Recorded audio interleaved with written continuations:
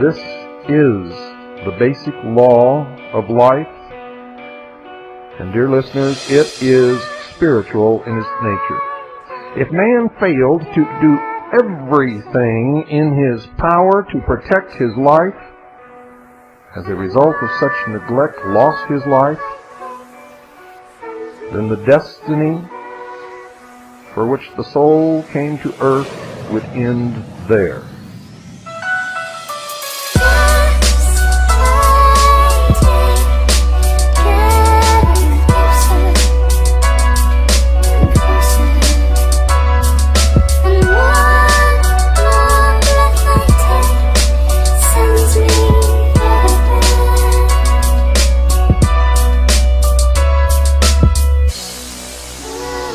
Without life, a body or medium to function through, spiritual attainment would be impossible, ladies and gentlemen. Spirituality would then be forfeited. You see, if man's life was threatened without cause on his part, and he failed to do everything in his power to prevent death, he would then be guilty of three actual crimes. He would first of all permit the enemy to commit murder. Next, he would be committing suicide by failing to protect the most precious possession given to man by his Creator. And worst of all, he would end whatever his destiny might be, the purpose for which body, mind, and life had been given to him. And I believe it's to learn something. In one respect, man is forced to be a warring, not a murdering creature. And I might inject here that the Ten Commandments does not say, in its original form, thou shalt not kill. It says, ladies and gentlemen, and you can check this, if you wish, go to the original Hebrew and Greek, it says, thou shalt not murder. So in one respect, man is forced to be a warring, not a murdering creature. From his birth, the law of self-preservation forces him to be on guard against every inimical force attempting to destroy him by one means or another. He must be on the alert to prevent man, natural forces, or his own carnal desires to betray him into acts of degradation. Man is a warring creature. But his war, I tell you, his war is an honorable one. It is one of protection.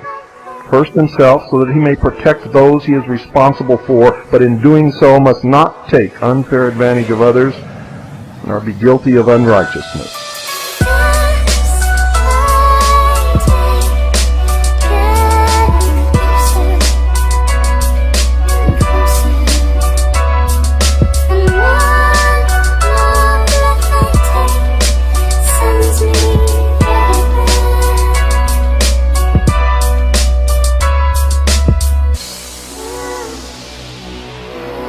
The nature of this was and is actually spiritual. It is the battle of righteousness against evil. It is a war biblically spoken of as taking place in heaven because it is waged within man's spiritual nature. He fights to fulfill destiny and to finally create heaven on earth for himself and others who follow. By the war of righteousness, wherein there is no selfishness, he attains the consciousness which makes him a man, knowing both good and evil, having chosen good to attain the promised sonship. Notice, you must choose. You must choose. Each and every one of you listening to this broadcast tonight must choose, and you must choose very quickly. You might ask, is there actually a need for some form of evil in the life of man? Was this, together with some form of fear, ordained in the beginning?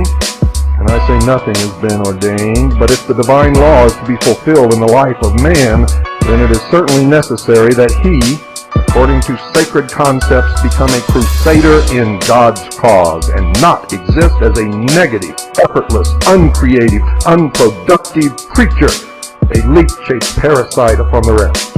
The first command is that he must become a man in the true sense of the term, and this implies that he must prepare himself to meet the enemy that is ever alert to destroy the best that he has created. He must meet evil as the soldier meets the enemy. Doing this in the righteousness of his conscience neutralizes fear. Many of you call and ask me, Bill, aren't you afraid? My answer has always been and always will be no. No, no, and no.